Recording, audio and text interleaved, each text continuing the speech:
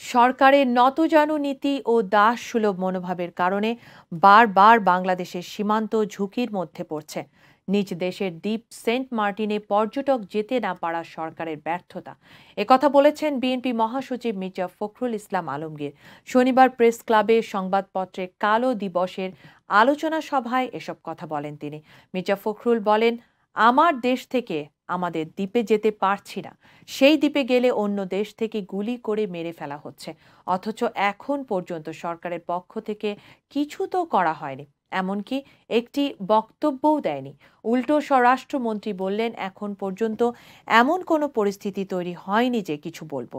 সরকারের সমালোচনা করে বিএনপি মহাসচিব আরও বলেন, কি ব্যর্থতা সরকারের নতজানু মনোভাব, মিয়ানমারের মতো একটি দেশকেও কিছু বলা যাবে না। কতটা দাসসুলভ মনোভাব হলে এমনটি হতে পারে।